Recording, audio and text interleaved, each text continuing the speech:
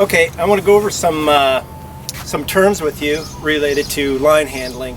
And first of all, I want to point out that this isn't rope, this is line because it's on a boat. Okay, so now a couple terms I would need you to be familiar with. One is for a piece of line, you have the standing end, and that's the end that's connected to something on the boat. In this case, it's made fast to the pin rail, or it can be made fast to a piece of rigging up aloft. So you got the standing end, as opposed to the opposite end is the bitter end, or the working end, and that's the end that's not connected to anything. So standing end, bitter end, and then if you had a turn in the line like that, that's what we refer to as a bite. So a bite of line is when it's looped back on itself like that. So this is the bite. Also, there is what we call a round turn. And so if I were to take this line and wrap it around something like this post here, this would be what we would call a turn. We've taken a turn around this stanchion. Now a full round turn would be if I go around like this. So if you look at it, there's actually one full loop around here. So that's what we call a round turn. Round turn, and then this is a turn. So those are some of the terms the basic terms you're going to want to be familiar with when line handling. Okay, I want to explain the two basic types of line that are most common on boats. You have your three-stranded. This is a more traditional lay of line. It's three-stranded, meaning if we were to open this up, there are actually three pieces of the line here. So that's three-stranded line, and it's wrapped in what we call it's a right-hand laid line. So if I follow the twist with my fingers and I look at the direction it's twisting up, it'll follow my thumb on my right hand. So this is right-handed laid line, and this is most common that you're going to come across. As far as three-stranded goes, there are some cases where they make left-hand lay, but it's very rare. Most common is right-hand lay, three-stranded. Now another type of common cordage is braided line. So if you look in close here, you can see it's not made up of just three simple strands twisted up. It's made of smaller strands that's put together in a sort of braided method. So it's important to know the difference between the two, to know what their limitations and qualities are, and especially when it comes to coiling a line. Now, why that's important is because right-hand lay, three-stranded line has memory to it. And what I mean by that is it coils one way much better than it does the other way. So if I want to put this in a coil, and it's three-stranded right-hand lay line, I want to coil it clockwise, always clockwise. If I go counterclockwise, it's more likely to kink and foul. So whenever you're coiling line like this, always coil it clockwise. Now with the braided line, that's not quite as important. I generally just coil it clockwise out of habit, but really if I coil it counterclockwise, it doesn't suffer kinkage any worse one way or the other. So it works either way. So that's one of the advantages of the braided line. So you can coil it one way or the other.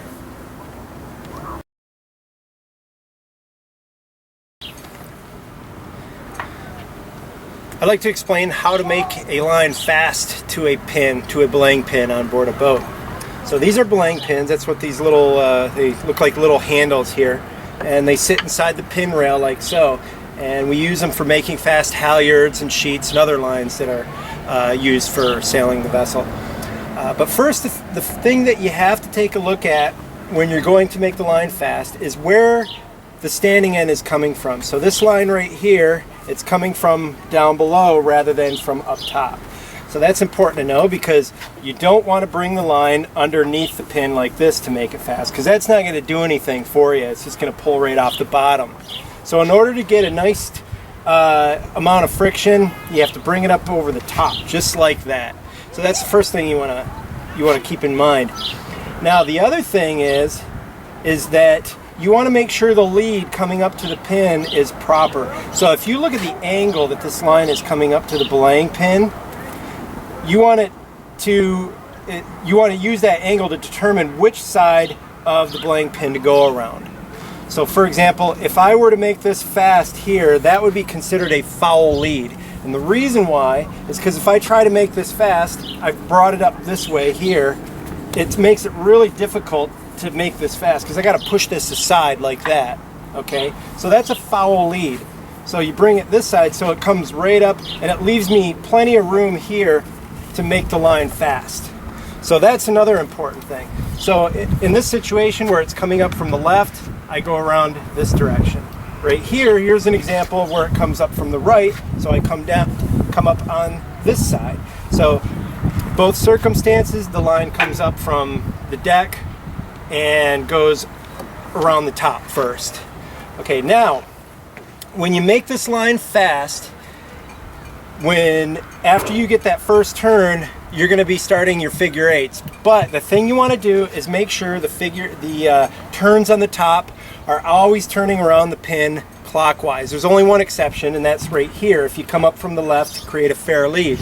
Now what you do in this case is you bring that up around the top, and in this case it's already going clockwise on the top.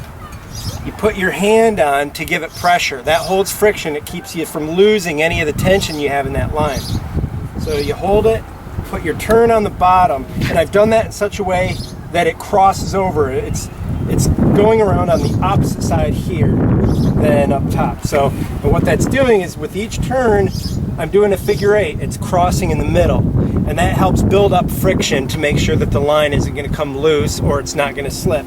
So I do 2 turns, and then depending on the situation, depending on the vessel and the line being used, you can sometimes put a hitch in the top. And you want to do the hitch in such a way that it maintains the figure eight orientation. Sometimes hitches are done in the opposite direction, like that, and that's wrong there.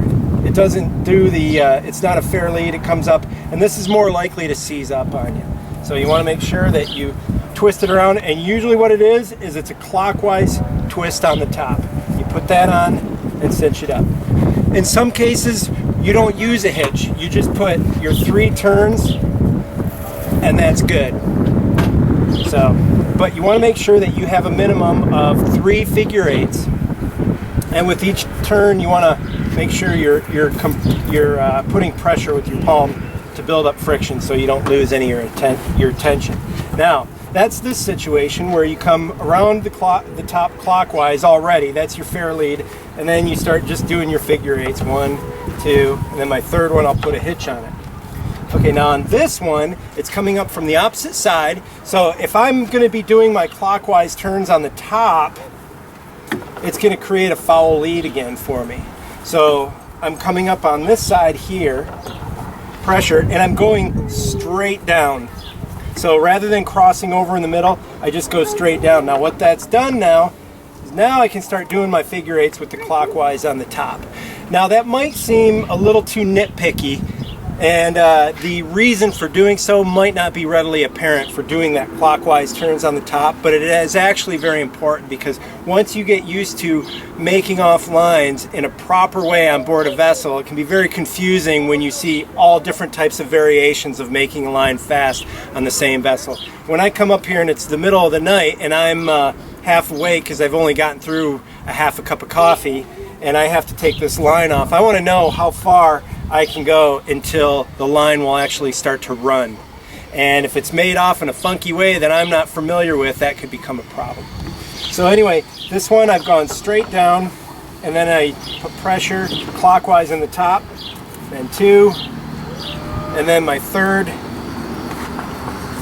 put my hitch in. So that's the 2 ways of making the line fast when it's coming up from the deck. So one's coming from the right, one's coming from the left.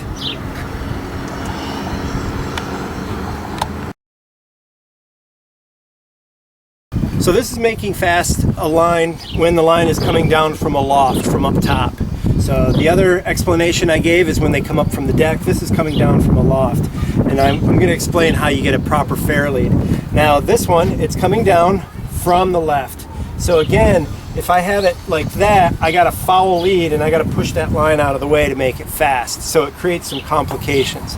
So I take it around on the bottom. So when it comes down, coming at an angle like this, I keep it to the far side of the belaying pin. Now again, I'm bringing it down and I'm not putting it on the top like this, okay? Because that doesn't do anything for us. It just pulls it right off the top of the pin. So I'm bringing it down under like that, doing my first turn. And again, I'm keeping it on this side of the pin. And now, clockwise on top, like I had explained earlier, palm it, put my clockwise turn on top, and then I just do my figure eights. So there's 1, 2 figure eights, and then my third one with the hitch. And once again, we don't use the hitch on everything, but in this case, this is for demonstrative purposes. You can see how I put the hitch on there. Okay, so that's coming down from this angle. Now, coming down from the right, again, I want it to pass to the bottom of the pin on the far side, on the right side. So basically on the same side it's coming down to. So I bring it down and it passes this side of the pin. Now, because I want to do my clockwise turns on top, I bring it up over. So instead of crossing in the middle, I've gone straight up like this. Okay, so I've done turn on the bottom, turn on the top, and 2, and then once again, my hitch. So it's very similar to the way I made the lines off when they were coming up from the deck, but the most important thing is so you see that it comes straight down and makes the turn on the bottom of the pin first.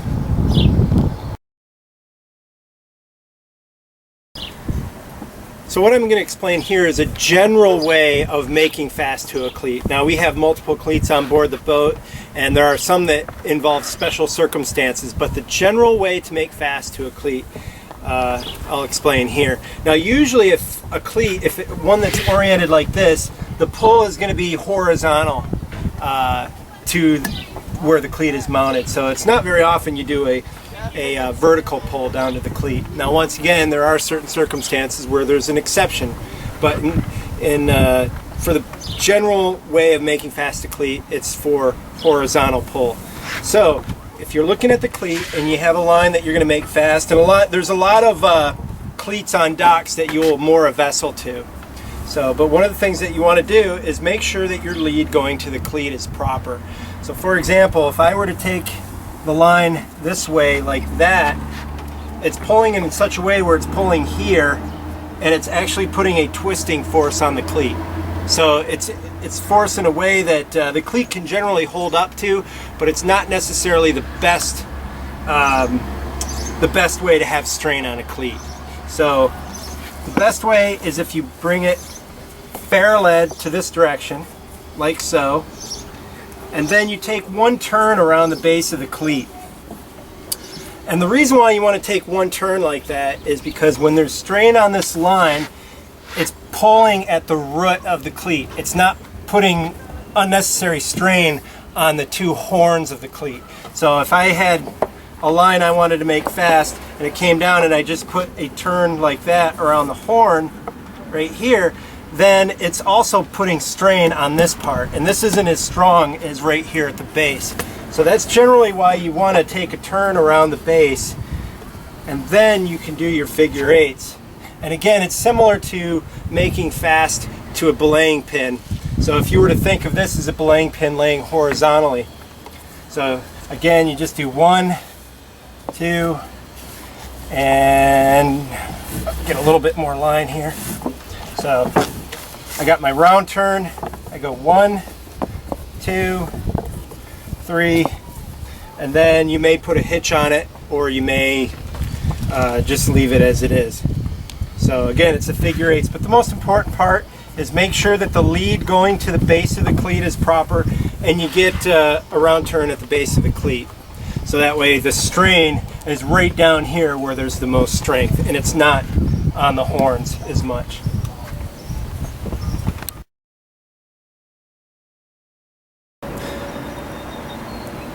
So now that you've seen how we make the line fast to the pin, I want to explain how to properly coil and hang the line so it's not in a mess on deck for people to trip on. Okay, so you notice these coils here where these lines are made fast to the pin, these coils are hanging neatly from the pin. So I'll show you how to do that. So the first thing you want to do is coil the line. Now once again, this is 3-stranded line that's right-hand lay, so it has memory. You're going to want to always coil it clockwise. Okay, so the first thing I do, I straddle the line like so, standing like this, and I grab it in my 2 hands, and then I coil it on deck, making a coil that's roughly about 1.5 feet in diameter. And I just keep coiling like this. Now by straddling the line, this pile of line, my legs are leading the line right up to my hand, so it makes it easier. So no matter how I'm oriented, I don't have to try to keep fighting to get it to my hands. It comes nice and easy up to my hands when I straddle the line like so. So I do my coils that are all the same diameter. They're all laying on top of each other, and I'm trying to make it as neat as possible. And make sure that as I'm coiling it, if there are any kinks, I'm working them out towards the end. Now one thing I want to point out is I started coiling at the standing end. I did not start at the bitter end. If you start your coil from the bitter end, any kinks that are in the line are going to get worked up to the standing end, and they're going to be trapped. If you start your coil from the standing end towards the bitter end, any kinks in the line will get worked out, and then they won't end up trapped, and then you'll have a nice neat coil. So I keep coiling, and then once I'm down to the bitter end, you carefully grab the coil, keeping track of where the top of the coil is. Okay, so the bitter end is the top of the coil. This is the bottom of the coil. It's where I started coiling, and I want to hang it with the bottom of the coil in next to the pin rail. So now the other thing I got to do, I got this long bite of line hanging down. I want to minimize that. So I just kind of hand over hand it until I get to a length that I find suitable, right about here. Now as I rotated my coil, I have an issue of the bitter end kind of came uncoiled. So then I'll just pick it up and hang it back up. So now I got this nice neat coil, and notice my bitter end isn't hanging down too far, and it's also not way up here. So you try to get your coil so that your bitter end is hanging down nice and neat. Okay, so now here's the tricky part. I take this line here, the standing end, and I take a bite of line. Remember what a bite is, it's turned back on itself. And then what I do is I take this end here of the bite, I put it over top of the pin, so you can see I have this nice little loop there. Okay, now I take the bite through the center of the coil like so, and then I give it a couple twists, bring it up on the top of the pin, and there's your hung coil. So I can even push it there to try to make it nice and neat and uniform. My bitter end isn't loose. And also the thing you want to make sure is that the coil is not touching the deck. The reason why is because any moisture or water that's in this line, you want it to drain and dry out. And if this is sitting on the deck, it creates a place for moisture to collect. Not just moisture that's in the line, but anything that's on the deck. If you have water running across the deck and this is sitting on the deck, it's going to actually absorb that moisture. So to keep your lines nice and dry, you want to make sure your coil is hanging off of the deck. Now if this were lower, you would want to make sure that you could pass your foot underneath the coil without touching it. On wooden boats, it's especially important because a vessel with a wooden deck, if it constantly has that coil laying on the deck, over time it can be conducive to rot because it's trapping moisture there, and the moisture will promote rot. So the thing you want to do is make sure your coil is nice and neat, nice and uniform. It's neatly hung, it's not going to come loose, and it's off of the deck.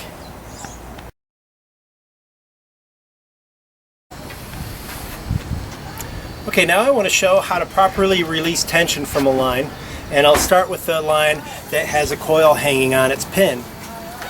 So here we are, we have our coil hanging on the pin, and we actually want to slack this line off here. So we can pretend that this is a halyard and the sail is set on this line here. So what I'm going to do is first remove the coil. Now, when you take the coil off, you want to do it carefully because you don't want it to land in a big mess and it becomes a bird nest and it's more likely to tangle. So what we're going to do is carefully remove this coil. Now, one thing I want to point out is once again, the bottom of the coil, or I should say the bitter end of the coil, is facing inboard. The standing end is facing outboard, okay? So that's important to know when we're going to be slacking this line. So I'm going to take this coil off, and I'm being really careful that it doesn't tangle. I take my turn off, and now I'm carefully laying it on the deck. You lay it on the deck with the bitter end down. So just like that, and I've done it nice and neat. So the standing end now is on the top, the bitter end is on the bottom. The reason we do that is because if this line is going to run, we don't want it to run from the bottom of the coil. We want it to run from the top. So that's why when we take it off, we lay it down with the bitter end on the deck. Okay, so now we're ready to release this line. We want to release some strain off the line. So you want to do it very carefully. First thing you want to do is be aware of how much strain is on the line. Right now there's not a lot of strain, but some of the lines, like this one for example, this is actually supporting one of our spars. There's a bit of strain on that. It feels a little bit more like a guitar string. So you want to check that before you cast anything off.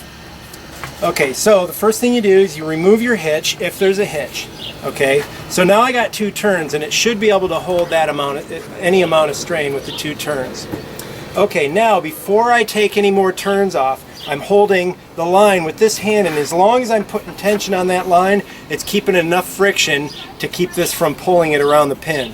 Okay, so I'm holding it here, and you don't want to hold it in close, because if it does start to run, it can grab your fingers, and it could be rather painful. You could get a rope burn or even some fingers crunched. So you want to hold it back here. A good foot usually is a rule of thumb. Depending on the size of the line or the amount of strain, you may even hold it back farther than that. Okay, so before I take any turns off, I'm going to palm it, okay, because that way I'm less likely to lose control. When I palm it like so, it keeps friction on the line, and it allows me to take that turn off. So then, once I got that turn off the bottom, I'm holding tension here, and I can even walk my hands up. What you don't want to do is let go. Okay? You want to make sure that you haven't taken your hands off the line. Something I see people doing from time to time is where they just take it off and they just let go of it like that. And I actually saw someone almost lose fingers doing it that way one time. So just make sure you palm it, take a turn off, keeps tension, always keep a little bit of tension there, walk your hands up, palm it, take a turn off, take tension, and just keep doing that. When you get down to 1 turn like this, or 1 turn on the top, 1 turn on the bottom, you don't want to take anything else off until you start to release some of the tension here. You keep it in your hand, so if it starts to run, all you do is lay back on it. And once again, you keep your hand back about a good foot. So you start to give it a little bit of slack, and if it doesn't pull any, well, then you can start to take another turn off. Now be careful, because sometimes these settle in and they get sticky. So it might seem like it's holding, and then all of a sudden it'll pop on you and start to run.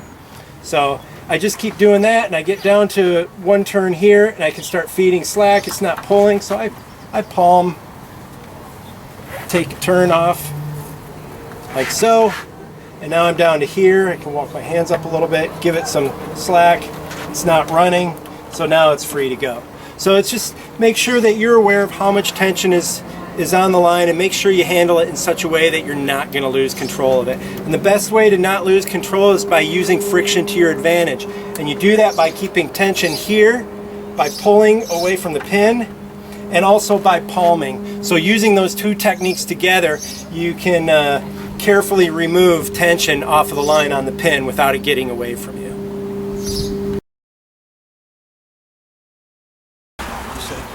Now I'm going to explain how we do what's called a Ballantine coil.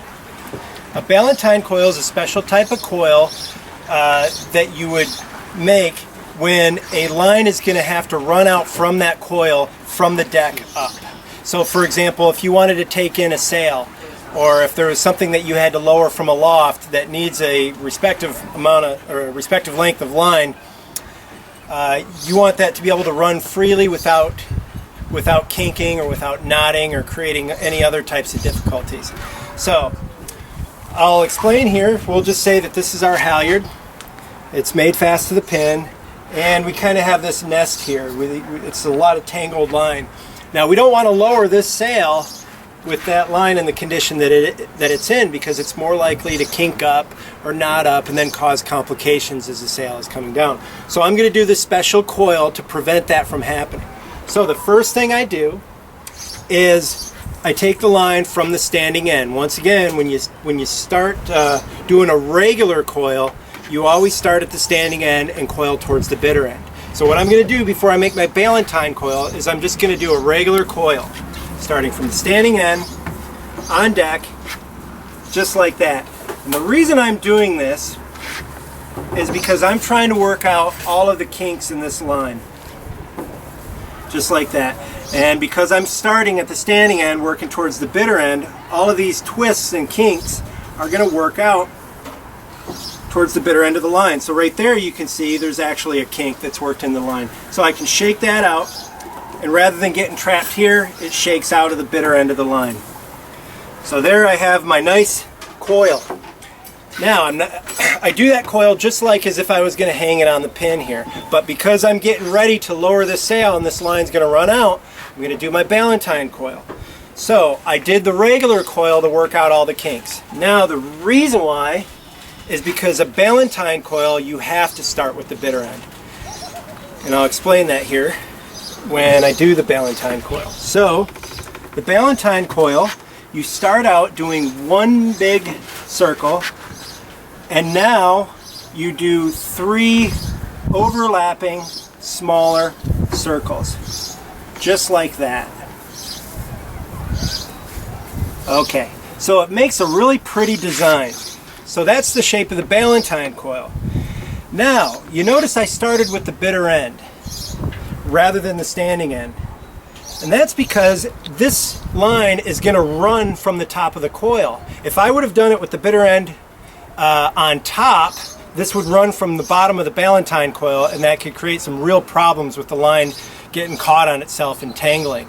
So I started with the bitter end, working towards the standing end. I don't have to worry as much about kinks because I already worked it out doing the regular coil. And now I'm doing my Ballantine coil, and it's going to run from the top of the coil. Now, if you did the Ballantine coil with the bitter end on top, in some cases you can flip a coil over and then it can run from the top. But in this case you can't do that with the Ballantine coil. When you coil it on deck, it's very difficult to move without disrupting the way the lines are layered. So I just continue doing these 3 overlapping hoops, like so, until I get to the end. So now, when this line runs free, if I'm lowering the sail and this line's running out, it can run, even with a respectable amount of velocity, it can run out without tangling at all. And it's all because of those 3 overlapping coils that you see. There's the 1, the 2, and the 3 are all laying on top of each other in the order that they're going to run out. If this was a regular coil, those turns can fall down inside of the ones underneath it. And then when the line runs, it can get caught on those other coils, and then it will be more likely to tangle. Whereas because of the Ballantine coil being layered, it's layered in the proper order that it's going to run out. So that's the purpose of the Ballantine coil.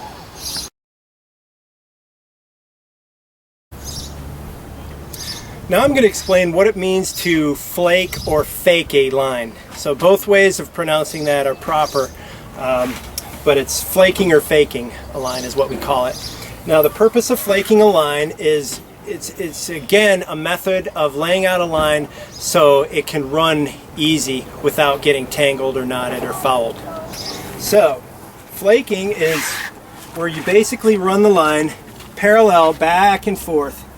And generally I like to put on this end, because it's going clockwise, a little overlap like so. And then I come back like this, and then I don't do the overlap because this line naturally wants to turn in the clockwise direction. So here, and notice I'm just kind of bumping it together each time with my foot. And I got these, the line is all laying nice and neat together. Now, if you have braided line that you're flaking out, you don't have to put that turn, that little overlap there, because once again, braided line doesn't have memory and it can coil either way. So I'm doing this back and forth until I get to the very end. And again, you start with the standing end and work towards the bitter end to work out any kinks. And then when you're done, you just gently push it together, and you want to try to make sure you don't have any overlaps. Now, flaking a line is really good for when you want the line to run out horizontally. So if that line is going to run out along the deck, then flaking is a good way to arrange your line. So if this were the working end and this was attached to, say, an anchor, then it could run out horizontally and pull each part of the flake out without getting tangled on itself. So it runs out nice and neat. Now you can also flake a line if the line is going to be running aloft. It'll also work. The disadvantage of flaking a line is that it does take up a significant amount of deck space, and also you don't want it to get lost in the scupper. Sometimes a line that's flaked out on deck, if you get water across the deck, it can wash around. So, but the main disadvantage of flaking a line is it does take up a significant amount of deck space. So you'll always have to walk around it. Ballentining a line, which is the coil I explained earlier, you don't want to use that for a line that's running horizontal, because then the ballentine coil is better for when the line's running from the top, not horizontal. It's more likely to foul if you use a ballentine. So that's what we use flaking line for, is generally when the line is running horizontal to the deck.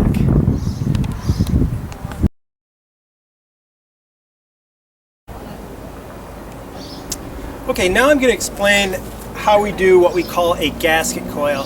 And this is a way of coiling a line that is not attached to anything. So I'll show you how to coil it when you're just going to be stowing it someplace, such as on a shelf, or also if you're going to be hanging it from a rail or whatnot. So first thing you want to do is just coil it just like you would any other regular line. Now this has a splice in it, it's got an eye, but I'm going to treat it as if it was just a regular coil. So I'm just doing my clockwise turns and keeping all of the turns nice and uniform, laying right on top of one another, just like the lines that I use for coiling onto the pin. So I do one nice neat coil. So now what I want to do is pick up the coil nice and easy. I can let that bitter end fall. Okay, so now what I want to do is I want to wrap it up so that it doesn't come apart. So gently holding it, I'm going to let a little bit more length out, so I might drop off another chunk just like that. Okay, so holding it with one hand, this is a little bit tricky and it takes some practice. I'm wrapping this line, the bitter end, around the coil just like so. And I'm going to do multiple turns around the coil. But when I do each turn, if you look, I go over top of itself just like this, just like that, and I'm coiling up towards this hand, my right hand. So I'm coming around like so. I keep going. Okay, now I still want to have a little bit of length left. I take a bite of line, so that's turn a little loop like that. So I take a bite of line, I put it through here where my hand is, okay? And now I can actually grab it on the other side, take the bitter end here, pass it through the bite, and pull it up nice and tight. And it makes a very neat way to hang this coil. So now I can tie this around a rail or a piece of line, a stanchion, anything, and it'll hang nice and neat, and this isn't going to come undone. It's wrapped up nice and neat. So now that's one way of doing it. So what I'm going to do is back up and show you another way. Now I don't have to do the coil. I'm going to pull my bitter end back through, pull the bite back through. So once again, I've done my coil, I'm holding it carefully. I've done my wraps, wrapping it up towards my hand. I'm going to take a bite again and pass it through. Now this time, pull the bite through, and I'm not going to pass the bitter end through. I'm going to put the bite over top of the whole coil, just like so. So I pulled the bite through, putting it over top of the coil. It's a little tricky because you got to work your hands around it. It's all the way around the coil, and then I grab the bitter end and cinch it up nice and tight. Now, what that's done is it's basically hitched it together, so I can store that on the deck. You can kick it around, and it's not going to come undone. So, now sometimes people will do this type of coil, and it'll hang, and it'll work. You can hang a coil just like that, but it's not quite as neat. It doesn't look quite as ship shape, but it will work. But the main thing I use this type of gasket coil for is something that I'm just going to be tossing on the deck. Also, if you had to coil something where the bitter end was attached to something and you weren't able to pass it through the bite, then this would be the way that you would do it, and it could hang like so. But that's the two ways of doing a gasket coil.